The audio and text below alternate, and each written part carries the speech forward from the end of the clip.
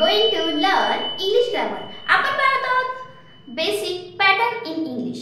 इंग्लिशचे basic pattern मध्ये आपण 2-3 पॅटर्न पाहिले आहेत. टोटल 7 पॅटर्न आहेत. वन बाय वन आपण पाहत आहोत. आज आपल्याला पाहायचा आहे 4th पॅटर्न. मग बेसिक पॅटर्न यामध्ये काय चेंजेस आहेत?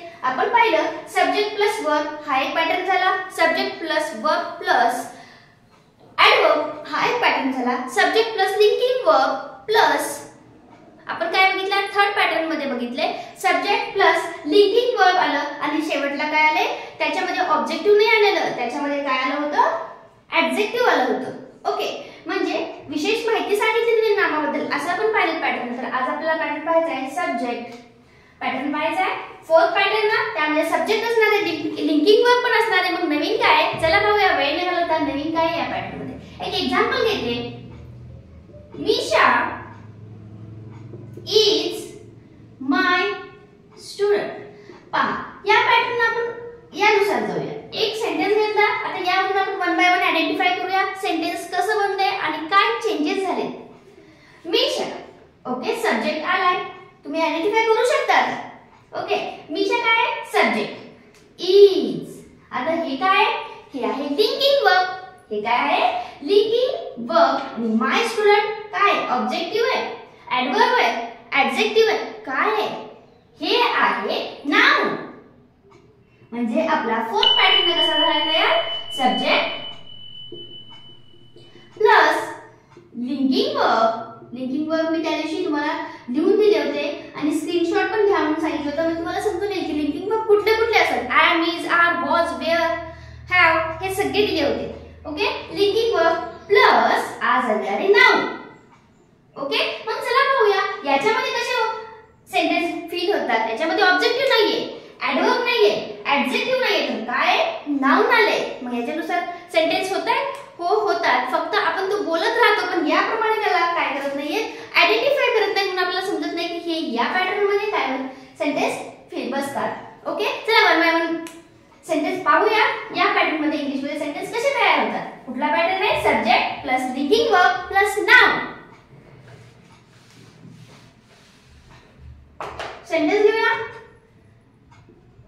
Chandu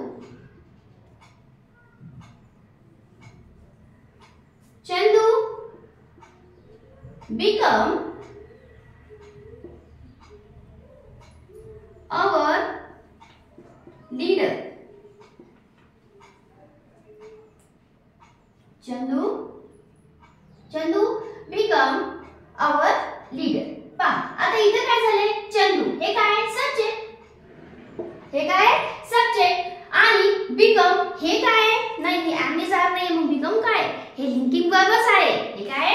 linking verb. मग अवर लीडर, पहा लीडर नाउन आहे, कॉमन नाउन आहे. लीडर म्हणू शकतो.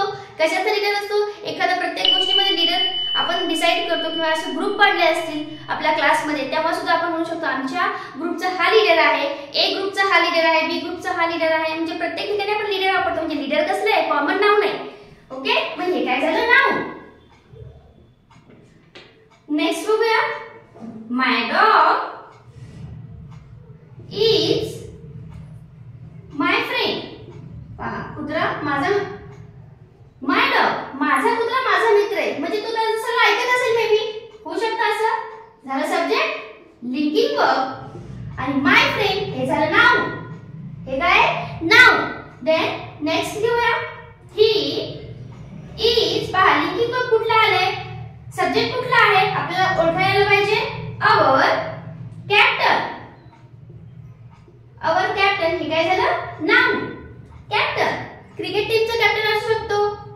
ओके, दुसऱ्या कुठल्या टीम असेल त्याचा कॅप्टन असू शकतो. म्हणजे हे पण काय झालं? एक प्रकारचं कॉमन नाउन झालं. कुठलंही नाउन आपण वापरू शकतो. इथे मॅक्सिमम आपण कॉमन नाउन वापरले. पहा ही काय झालं? इथं सब्जेक्ट आणि इज लिंकिंग वर्ब. ही काय झालं? इज काय झाला? लिंकिंग वर्ब आणि शेवटला आलेले नाउन. म्हणजे या पॅटर्न मध्ये आपण काय पाहिलं?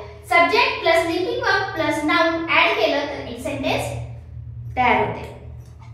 चला आता एक वर्ड्स घेऊया, सॉरी एक सेंटेन्स घेऊया आणि त्यामध्ये आपण आयडेंटिफाय करूया की सब्जेक्ट कुठला आहे, लिंकिंग वर्ब कुठला आले आणि नाउन कुठला आले. My mother is a teacher.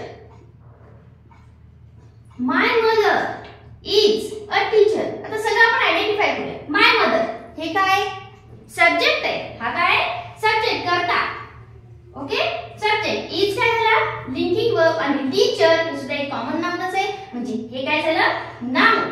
अशा पद्धतीने आपण पाहिलं की या सेंटेन्स मध्ये सब्जेक्ट असणार आहे, लिंकिंग वर्ब असणार आहे आणि नाउन असणार आहे. असं जरी आपण पॅटर्न केला तर एकदम ॲक्युरेट मध्ये आपलं सेंटेन्स करेक्ट मध्ये तयार होते, मीनिंगफुल होते.